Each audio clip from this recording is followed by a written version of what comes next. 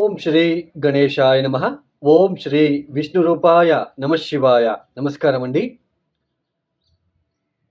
ఇక్కడ 2024 అక్టోబర్ మాసంలో ద్వాదశ రాశి వాళ్ళ మాస ఫలితాలు ఎలా ఉన్నాయో తెలుసుకుందాం. ముందుగా ఎవరైతే ఈ వీడియోని చూస్తున్నారో లైక్ చేయండి, షేర్ చేయండి, సబ్స్క్రైబ్ చేసుకోండి. మరియు ఈ వీడియో పైన మీ అభిప్రాయాలని కామెంట్ రూపంలో తెలియచేయండి. ముఖ్యంగా ప్రేక్షకులకి ఎప్పటిలాగే ఒక చిన్న క్లారిటీ ఇస్తున్నాను.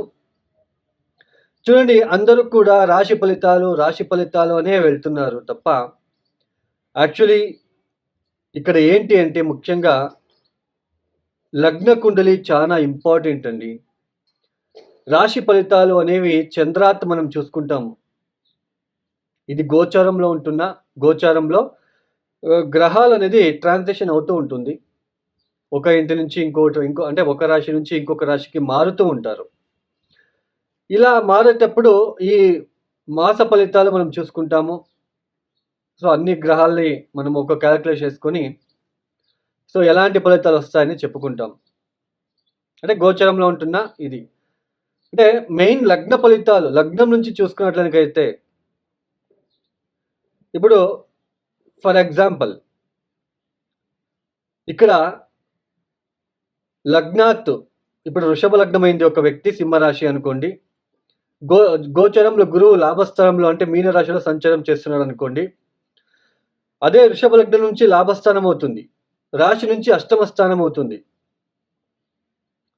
అంటే ఇక్కడ మనము ఇలా చూసుకునేటప్పుడు దశాభుక్తి చూసుకోండి. అట్లే దశాభుక్తి ఏది జరుగుతుంది, దశాభుక్తి కనుక ఫెయిల్ అయ్యి ఉన్నట్లు కనుకైతే లగ్నాత్తు లాభస్థానంలో గురువు ఉన్నాడు కాబట్టి ఆకస్మికంగా లబ్ధి వస్తుంది అని మనం తెలుసుకోవచ్చు. అదే గురు మహాదశనే జరుగుతుంది అనుకోండి, ఇది కూడా కొద్దిగా ఫేవరబుల్గా ఉంటుంది ఈ సంవత్సరం అని తెలుసుకోవచ్చు. ఎందుకంటే లాభస్థానంలో ఉన్నాడు కాబట్టి, గోచరంలో ఉంటున్నాడు కాబట్టి. అంటే లగ్న ఫలితాలు మనం తెలుసుకోవాలి తప్ప రాశి ఫలితాలు పూర్తిగా రాశి ఫలితాలనే మనము కౌంట్ చేసుకుంటూ వెళ్ళరాదండి. అందరూ కూడా ఈ నక్షత్రము ఈ రాశి వాళ్ళు ఇలాంటి రాశి వాళ్ళు పెళ్లి చేసుకోరాదు, ఇలాంటి నక్షత్ర వాళ్ళు ఇలాంటి నక్షత్ర వాళ్ళని పెళ్లి చేసుకోరాదు, ఇలాంటి నక్షత్రుడికి ఉద్యోగం బ్రహ్మాండంగా ఉంటుంది, ఆ నక్షత్రాధిపతికి అంటే ఆ నక్షత్రంలో పుట్టిన వ్యక్తి అసలు ఉద్యోగమే ఉండదు. ఇక్కడ చూస్తే ఈ నక్షత్రాలు పుట్టిన వాళ్ళు పెద్దగా ఉద్యోగంలో రాణిస్తారని ఉంటుంది. బట్ ఇక్కడ ఎందుకు లగ్నాత్ దశమస్థానాధిపతి గనక బలహీనపడి ఉంటే అది ఏ రాశి అయినా ఏ నక్షత్రమైనా వాడు ఉద్యోగంలో ఇబ్బంది పడక తప్పదు. దశమాధిపతి చాలా ఇంపార్టెంట్ అండి. ఇవన్నీ తెలుసుకోకుండా చాలా మంది మీరు రాశి నక్షత్రం అని చెప్పుకుంటూ వాళ్ళు వెళ్ళడము, మీరు వినడము. సో ఇదే అండి, నేను ఇక్కడ ఏది తప్పు చెప్పట్లేదు, బట్ రియల్ ఫ్యాక్ట్ ఇది. మనం లగ్నాత్ తీసుకుంటేనే మనకి ఫలితాలు అనేది సులభంగా గోచరిస్తాయి. ఇప్పుడు మగా నక్షత్ర జాతకుడికి ఉద్యోగంలో ఇబ్బందులే ఉండవు, పైకి ఎదిగిపోతాడు అని ఉంటుంది. దాంట్లో అలాగే ఉంది, లేదు అనట్లేదు. బట్ లగ్నాత్ దశమాధిపతి ఫెయిల్ అయింటే ఉద్యోగమే సరిగ్గా చేయలేడు. సో ఇది మనం అర్థం చేసుకోవాలి. అప్పుడు ఏమనుకుంటాడు ఆ వ్యక్తి, మగ నక్షత్రం వాడు పైకి పోతాడని చెప్పాడు, ఇక్కడ చూస్తే నాకు ఉద్యోగం లేదు, అయితే జ్యోతిషం అబద్ధము. సో ఇలా చాలా మంది ఎందుకు ఇక్కడ అయిపోతుంది అంటే ఉత్త రాశి ఫలితాలు ఈ నక్షత్రం వాడు ఎదుగుతాడు, ఈ నక్షత్రం వాళ్ళు సినిమా ఫీల్డ్లో ఎదుగుతాడు. అసలు సినిమా ఫీల్డ్లో ఎదగాలంటే మీకు జాతకం ముఖ్యం. జాతకంలో ఉంటున్న గ్రహస్థితి, శుక్రుడు ఎక్కడున్నాడు, రాహు ఎక్కడున్నాడు, నవమాధిపతి ఎక్కడున్నాడు, దశమాధిపతి ఎక్కడున్నాడు, ఇవి ఇంపార్టెంట్ ఇవి. సో ఇలా మనము ఓన్లీ రాశి ఫలితాలు, ఓన్లీ నక్షత్ర ఫలితాలు కాకుండా ఇవన్నీ పక్కన పెట్టేసి లగ్నాత్ చూసుకోండి. సో తెలియని వాళ్ళకి తెలిసేలా చేయడమే నా ఒక ఇంటెన్షన్. ఇక్కడ ఏది నెగిటివ్గా చెప్పట్లేదు, ఉన్న ఫ్యాక్ట్ మాత్రమే చెప్తున్నాను. అయితే ఈ యొక్క అక్టోబర్ మాసంలో 2024 అక్టోబర్ మాసంలో గ్రహ సంచారం ఎలా ఉంది తెలుసుకున్నట్లయితే గురువు గారు ఈ మాసంలో అంటే 9వ తేదీ నుంచి వక్రించి సంచారాన్ని ప్రారంభం చేస్తున్నారు.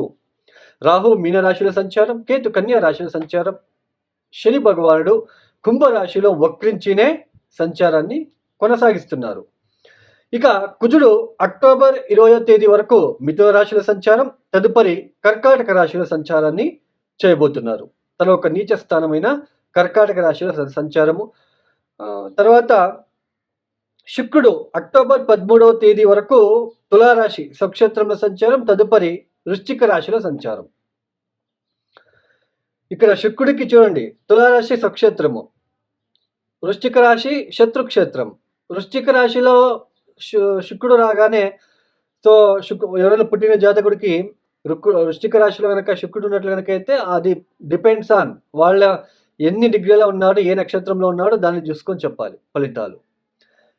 బుధుడు వచ్చేసి అక్టోబర్ 10వ తేదీ వరకు కన్యా రాశిలో సంచారం, తదుపరి తులారాశిలో సంచారం. ఇక సూర్యుడు అక్టోబర్ 17వ తేదీ వరకు కన్యా రాశిలో సంచారం, తదుపరి తులారాశిలో సంచారం. ఈ ఒక గ్రహ సంచారం రీత్యా ద్వాదశ రాశుల వాళ్ళకి. ఇక తదుపరి రాశి మీనరాశి. ఈ మీనరాశి వాళ్ళకి 2024 అక్టోబర్ మాసంలో ఏ గ్రహాలు యోగిస్తున్నారు అని తెలుసుకున్నట్లయితే ముఖ్యంగా తృతీయ స్థానంలో వక్రించిన గురువు కాస్తలో కాస్త శుభ ఫలితాలను ఇస్తున్నారు. తర్వాత మనకి ఈ యొక్క వ్యయస్థానంలో ఉంటున్న శని భగవానుడు కాస్తలో కాస్త శుభ ఫలితాలని అందిస్తున్నారు. ముఖ్యంగా ఈ యొక్క మీన రాశి వాళ్ళకి ఇక్కడ చతుర్థ కేంద్ర స్థానంలో కుజుడు ఉండడం అనేది అర్ధాష్టమ కుజగ్రహ దోషము. పైగా మీనరాశి వాళ్ళకి కుజుడు యోగకారకుడైనప్పటికీ ఈ యొక్క చతుర్థ స్థానంలో వచ్చినప్పుడు ఈ రాశిలో పుట్టిన వాళ్ళకి అంటే వాళ్ళ తల్లి లేదా తండ్రికి ఎక్కువ టెన్షన్స్ అనేది ఎక్కువగా ఉంటుంది. ఏదో ఒక తెలియని ఒక టెన్షన్స్, ఒక భయం అనేది ఏర్పడుతూ ఉంటుంది. ఈ యొక్క మీనరాశిలో పుట్టిన వాళ్ళకి కూడా ఎడ్యుకేషన్ పరంగా కాస్తలో కాస్త డిస్టర్బెన్సెస్ ఏర్పడడానికి అవకాశాలు ఉంటాయి. అయినా వీళ్ళు కుజుడు యోగకారకుడు కాబట్టి ఆ డిస్టర్బెన్సెస్ని అధిగమించి వీళ్ళు చదువుల్లో మంచి మార్కులు తీసుకురావాలి అనే ఒక తపన కూడా వీళ్ళకి ఉంటుందని చెప్పుకోవచ్చు. తృతీయ స్థానంలో వక్రించిన గురువు తాలూకు కాస్త ఈ ఫైనాన్షియల్ విషయంలో, ఫ్యామిలీ విషయంలో కాస్త మంచి చేకూరే అవకాశాలు ఉంటాయి. అయినప్పటికీ జన్మరాశిలో ఉంటున్న రాహు, సప్తమ స్థానంలో ఉంటున్న కేతు మరియు సూర్యుల తాలూకా కాస్త తెలియని ఒక భయము లేదా ఆరోగ్యం విషయంలో కొన్ని ఇబ్బందులు వచ్చే సూచనలు, ప్రయాణాల్లో ఆటంకాలు, తర్వాత వ్యాపారంలో ఒడిదొడుకులు, ఇబ్బందులు, నష్టపోయే సూచనలు ఇలాంటివి కూడా మనకి కనిపిస్తూ ఉంటుంది. అంటే పార్ట్నర్షిప్ బిజినెస్ చేసే వాళ్ళకి కాస్త నష్టం వచ్చే సూచనలు ఇక్కడ కనిపిస్తూ ఉంటుందని తెలుసుకోవచ్చు. అంటే ఇక్కడ సప్తమ స్థానంలో సూర్యకేతు లాంటి గ్రహాలు వచ్చినప్పుడు ఒక భార్యాభర్తల మధ్య ఒక ఈగో క్లాషెస్ అనేది రావడానికి అవకాశాలు ఉంటాయి.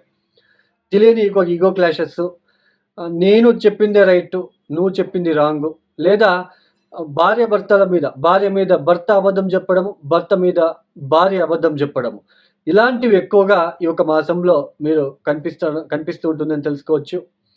తర్వాత కుజుడు కూడా నవమాధిపతి ద్వితీయాధిపతి అయిన కుజుడు పంచమానికి వెళ్ళి ఆయన నీచబడి సంచారం చేస్తున్నాడు. ఇది కాస్తలో కాస్త నిద్రాహీనత, ప్రశాంతంగా లేకపోవడం లాంటిది, ఏదో ఒక భయం, భ్రాంతి ఇలాంటివి కూడా రావడానికి అవకాశాలు ఉంటాయి. స్నేహితులు మిమ్మల్ని మోసం చేయడము, స్నేహితుల ద్వారా నష్టపోవడము, స్నేహితుల ద్వారా కాస్త ఇబ్బందులు వచ్చే సూచనలు కూడా కనిపిస్తూ ఉంటుందనే తెలుసుకోవచ్చు. ఎన్ని ఇలా ఉన్నప్పటికీ మీనరాశి వాళ్ళకి మిశ్రంగా ఉంటుంది. గురువుగారి తాలూకా కాస్త శుభ ఫలితాంశాలు ఉన్నప్పటికీ మిగతా గ్రహాల తాలూకా కొంచెం ఇబ్బందిగా ఉంటుంది. కాబట్టి ఎక్కువ ఆలోచించకుండా తప్పనిసరిగా నవగ్రహాలకి కూడా కొద్దిగా అభిషేకాలు లాంటివి చేసుకోండి. తర్వాత ముఖ్యంగా నవధాన్యాలని గుప్పెడు తీసుకొని రాత్రిపూట నానబెట్టేసి మరుసటి రోజు ఉదయాన్నే బెల్లంతో కలిపి రోడ్ సైడ్‌లో ఉంటున్నా, ఆహారం లేకుండా ఉంటున్నా ఆవులకి, ఎద్దులకి తినిపించడానికి ప్రయత్నాలు చేసుకోండి. తర్వాత ముఖ్యంగా సుబ్రహ్మణ్య స్వామి అష్టోత్తర శతనామావళి లేదా సుబ్రహ్మణ్య కరావళము స్తోత్ర పారాయణము లేదా లక్ష్మీ నరసింహస్వామి ఆలయ సందర్శనము. లక్ష్మీ నరసింహస్వామికి శనివారం పూట, మంగళవారం పూట తప్పనిసరిగా పాలతో అభిషేకాలు లేదా కొబ్బరి బోండం నీళ్లతో అభిషేకాలు చేయించుకోవడానికి ప్రయత్నం చేయండి. ప్రతిరోజు మీరు తప్పనిసరిగా దేవనాంచ ఋషినాంచ గురుం కాంచన సందర్భం బుద్ధిభూతం త్రిలోకేశం అనే స్తోత్రం, గురుగ్రహ స్తోత్రం ఏదైతే ఉందో ఆ స్తోత్రాన్ని మీరు చదువుకోవడానికి ప్రయత్నాలు చేసుకోండి. తర్వాత ప్రతిరోజు కూడా మానకుండా సిద్ధమంగళ స్తోత్ర పారాయణం చేసుకోవడానికి ప్రయత్నాలు చేసుకోండి. వచ్చే ఇబ్బందుల నుంచి బయటపడడానికి ఆస్కారం ఉంటుంది. ఈ యొక్క వీడియో మీకు నచ్చితే లైక్ చేయండి, షేర్ చేయండి, సబ్స్క్రైబ్ చేసుకోండి. సర్వే జనో సుఖినో భవంతు. ధన్యవాదములు.